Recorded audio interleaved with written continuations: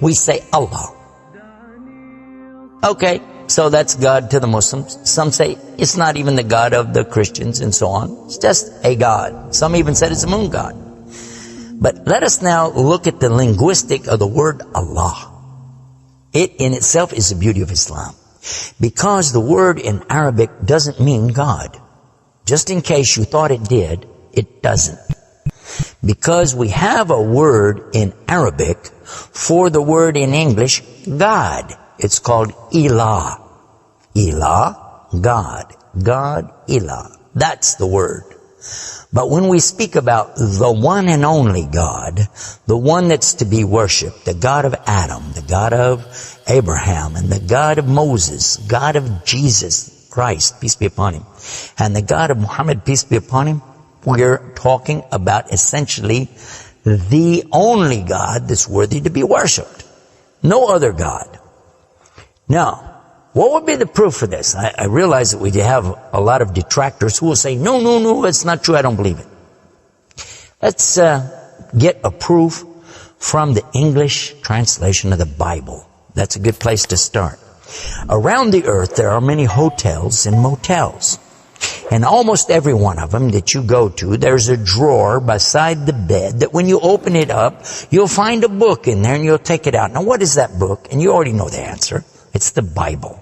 It's the Gideon publication of the King James Version of the Bible. The Gideons are very proud of it because they've translated it into so many languages. If you'll turn a few pages right in the beginning, you'll find examples of the translation to Chinese and Korean and into Urdu, the language of Pakistan. You'll find it into Tamil. You'll find it translated into Afrikaans language, which happens to be the first. And the second language translated to is Arabiya, Arabic. And there is an example of each one of these languages from the verse in the Gospel of John, chapter 3, verse 16. And you know it very well. For God so loved the world. That's how it begins. And if you look in the Arabic language, the example that they gave in that Bible, it says Allah. Allah. That's what it says. For Allah so loved the world. So if it's not the same God, then why? All over the entire earth, everywhere I go, I find this exact same word being used in the Bible of the Christians. Now you might say, what about the Old Testament?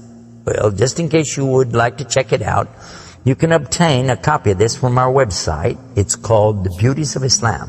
Let me spell it out for you. It starts with B, beautiesofislam.com. Go there and see for yourself. The example is right there. Page 1 of the book of Genesis, of the very beginning of the Quran. Page 1 has 17 verses.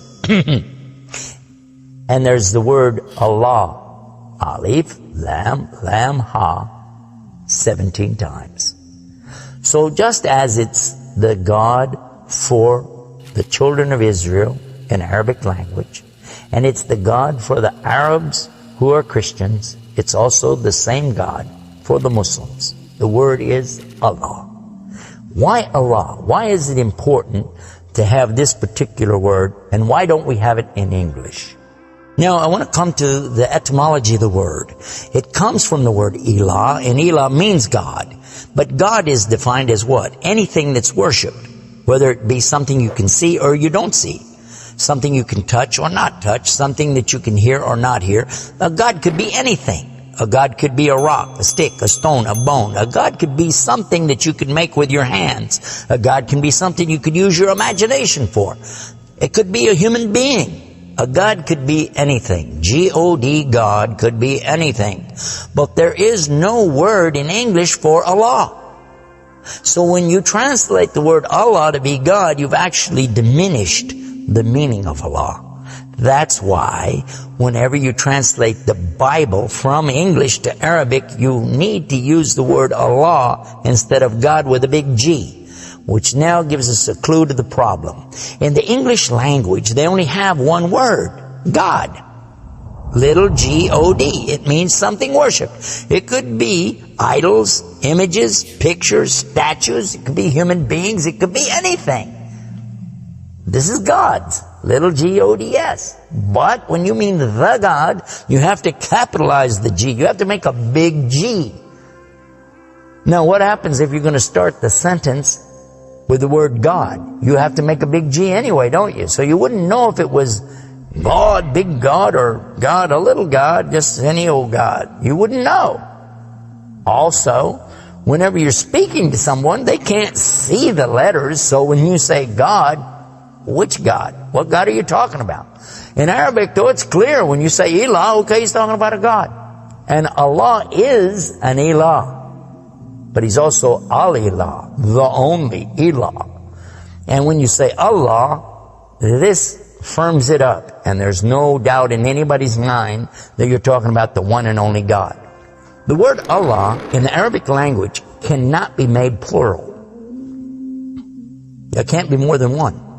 Okay, that perfectly fits the unique God of the believers, because there's not more than one. He's only one. There's no God beside God. Second point is this. It can't be made female or male. There's no gender to the word. In Arabic, all the words have gender. All words have gender. But this particular word is only having gender because of the Arabic language, not because Allah has gender. I'll give you an example. It always says like Allahu. This means Allah, He is. But when we say He, it's out of respect for Allah, because Allah is without gender, because He's not like His creation. Not male, not female.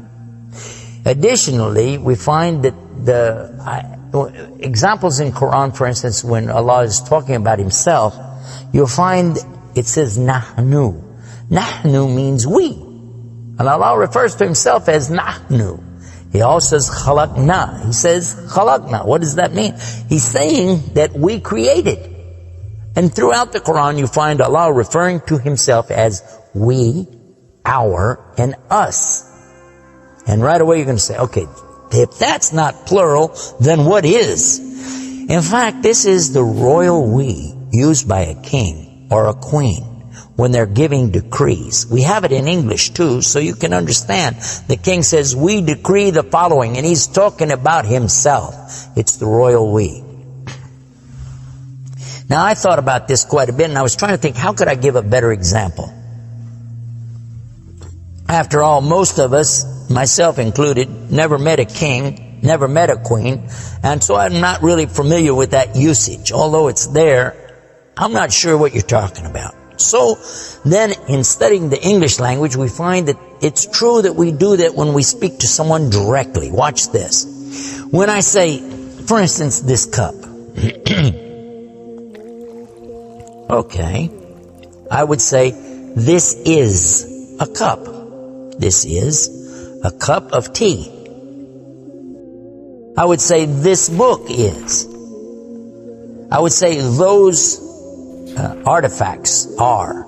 Those are. This is. These are. So I'm saying is and are. Did you catch this now? These things are. This is. Now when I speak to a human being, how do I do this? Well, I will say, you guys. All of you are. All of you are. A-R-E. But when I speak to somebody directly, do I say you is or you are? I will say you are. Why? Simply because this is the respect, honor, and dignity that I'm giving. There's no plural there. When I say to you, you are my friend. You are a lovely person. But why am I saying are? Why aren't I saying is? You is my friend. You is a lovely person. You'll say, man, this guy doesn't know English language. And in fact, that's how we can understand this usage of we and our when Allah is talking about Himself. This is the same as when I say I. I don't say I is, I say I am. And again, it's to show the, not plural, but rather the specific nobility, dignity, and honor that you give to the one who's speaking about himself and to the one he's speaking to. And in the same way, that's exactly what Allah is doing when He says nahnu and khalaqna and other examples throughout the Quran. So now what we've learned is that Allah's name itself is the perfect name for Allah. It is something that is so fantastic to describe who He is and who He isn't.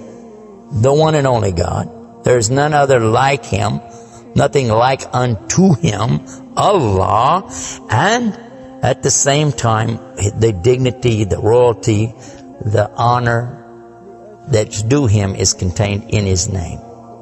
Not like anything else, not male, not female, and yet He is the all Allah, the only God.